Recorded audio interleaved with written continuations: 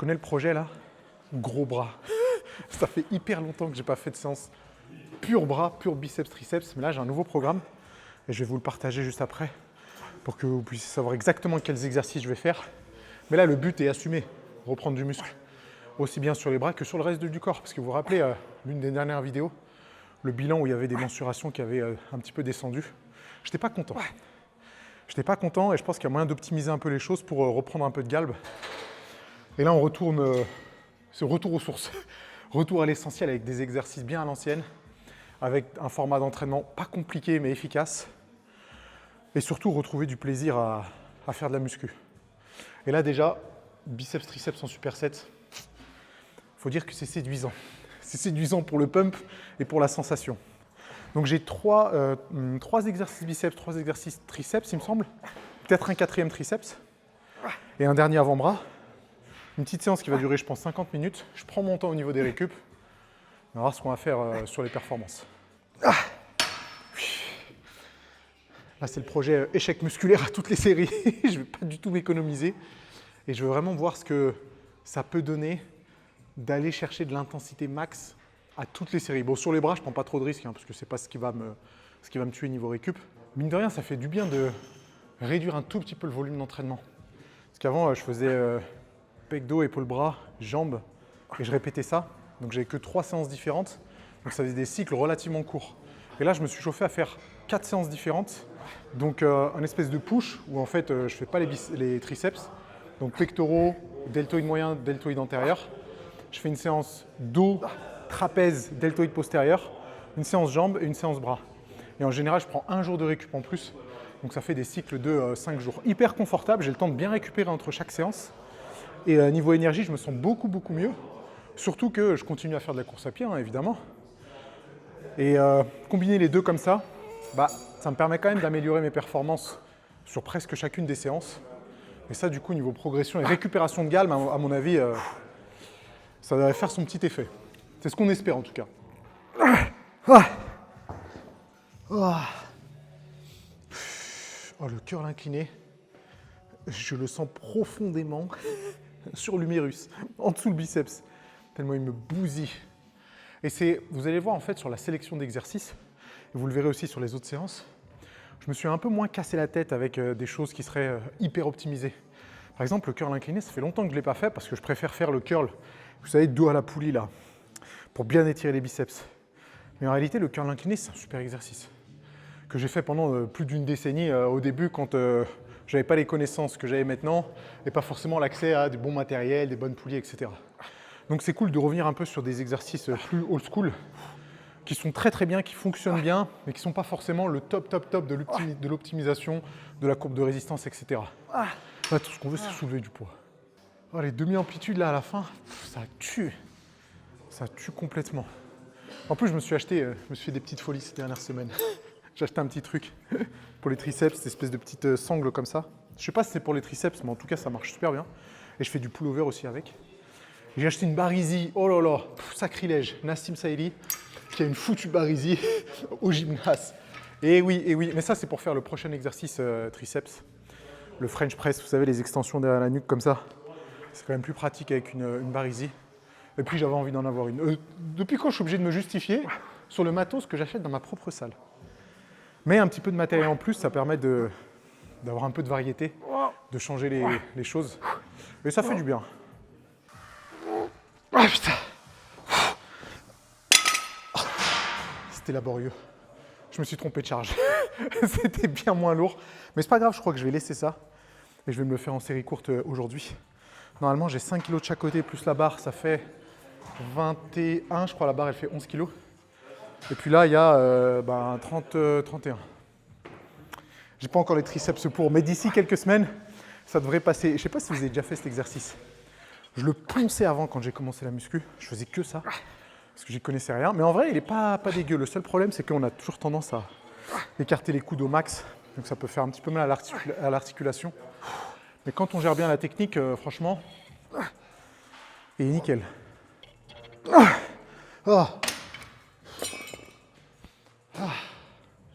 Ça, c'est vraiment l'exercice des bros par excellence. Je fous une Barisi et je fais du curl. En vrai, il marche bien. Hein. Le seul problème, c'est que la courbe de résistance, je trouve que c'est pas la meilleure. Parce qu'en bas, la résistance, elle est un peu bizarre. En haut, ça se passe bien. Nickel sur la contraction. Donc c'est pour ça que je préfère quand même dos à la poulie. C'est quand même plus intéressant au niveau stimulation. On sent le biceps un tout petit peu mieux. Mais franchement, il fait le taf. Et ce que j'ai envie là, c'est juste de curler et de voir ce qui pourrait se passer. Et ça a l'air de marcher un petit peu. D'ici 4 semaines, je pense qu'on peut récupérer un tour de bras un petit peu plus convenable. On verra ce que ça pourrait donner. C'est bien cet exercice parce que tu peux faire juste la négative quand tu es cuit, quand tu arrives à l'échec, et compenser en mode un peu développé sur l'avant. Ça, c'est bien pour aller chercher encore quelques répétitions après avoir été au bout du rouleau. Ça y est, je commence à être éteint. Mine de rien, biceps, triceps, c'est des petits groupes musculaires. Mais ça tue. Ça tue et j'avais oublié le plaisir. Enfin si, avant je faisais épaule-bras. Mais de faire que les bras, ça avait quand même plaisir. Le pump, il est inégalé. Quoique pec-dos, c'est aussi pas mal. Mais là, le pump est inégalé sur les bras. Les sensations sont bonnes. Dommage que je n'ai pas choisi la bonne charge de travail sur les French press. Mais c'est pas grave, l'erreur est humaine et je changerai la prochaine fois.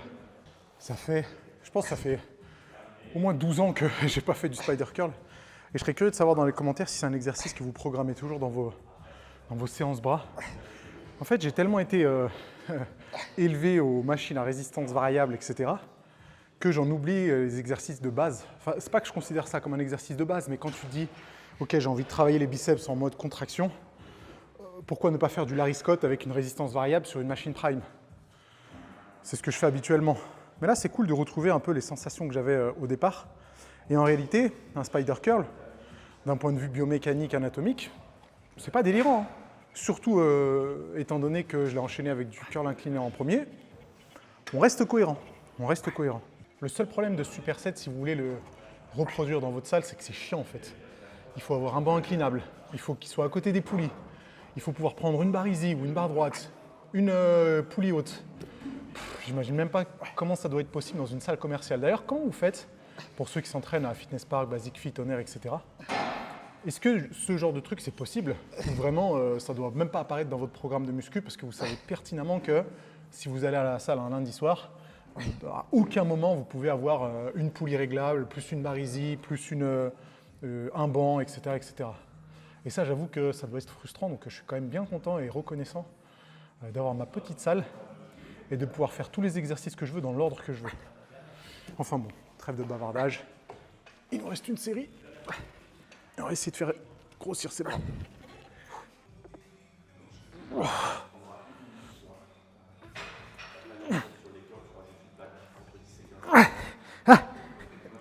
Ah putain.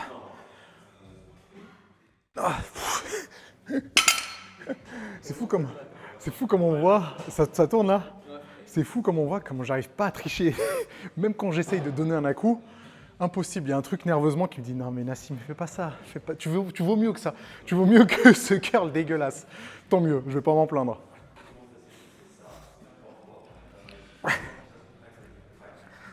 Ah, putain.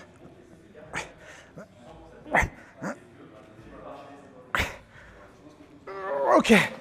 Ah. Oh, dip sur le rebord d'un banc. Ça tue. Déjà, je le faisais beaucoup quand j'ai commencé la muscu. Après, j'ai basculé sur du dips aux barres parallèles parce que c'est bien pour pectoraux et triceps en même temps. Ou dips à la machine. Et là, j'ai une super machine dips Hammer Strength qui tue les triceps. Mais bref, ça reste quand même une bonne variante. Avant, je le faisais, je me rappelle, entre deux bancs. J'avais les pieds sur un banc et je mettais des disques sur les cuisses. Vraiment en mode old school. Et pourquoi je le faisais aussi souvent? Parce que je me rappelle d'un site que je consultais beaucoup qui s'appelle Subversity, S-U-2-P, Versity, V-E-R-S-I-T-Y.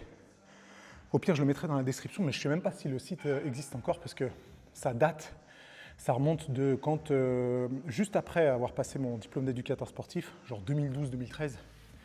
Et c'était un site qui répertoriait toutes les études scientifiques sur la muscu, la diète, le sommeil, etc. Et c'était un gars qui faisait des articles de blog en fait sur ça, les compléments alimentaires aussi. Et je ponçais ce site-là et je me rappelle qu'ils avaient une série d'articles sur des tests EMG sur quel exercice provoquait la plus grosse stimulation musculaire via mesure EMG. Donc on sait que ce n'est pas le truc le plus pertinent, mais ça reste quand même un bon indicateur. Et il y avait le meilleur exercice pour les triceps, le meilleur exercice pour les dorsaux et les dips sur le rebord d'un banc. Ça faisait partie des meilleurs exercices pour les triceps. Donc comme quoi, si vous ne le mettez pas dans votre séance bras, ça vaut peut-être le coup de tester. Terminé. Post-workout, collation, et je vous montre mon nouveau programme de musculation. Et là, on discute.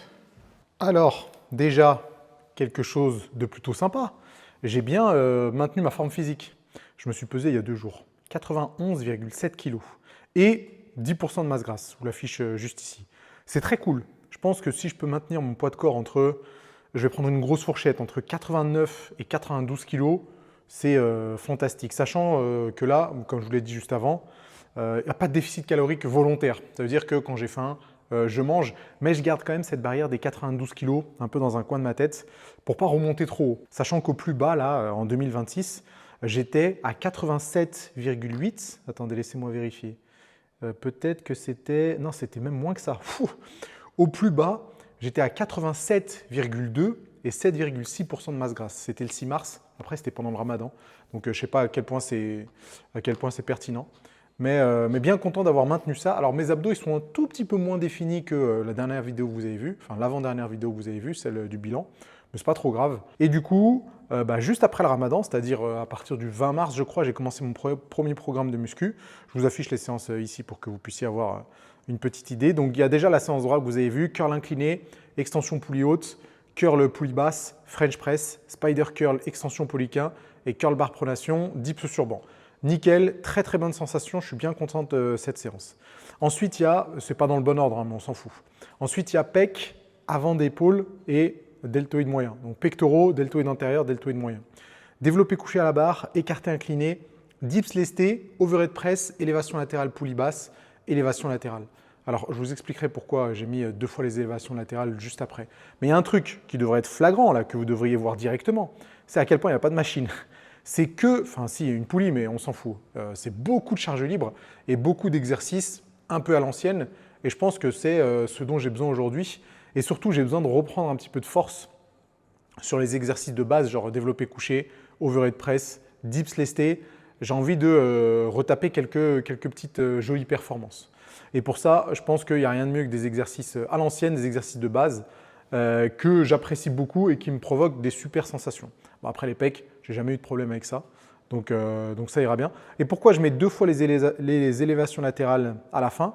Parce que j'ai toujours bien aimé combiner la forte tension d'étirement de la poulie et la forte tension de contraction des haltères. Et du coup, en général, je fais 3 séries à la poulie et 2 séries aux haltères. Ça fait 5 séries en tout et on a le meilleur des 2 mondes.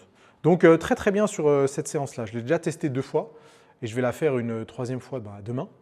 Et très content des sensations qu'elle a provoquées. La séance dos, trapèze, deltoïde postérieur, elle est un tout petit peu plus longue.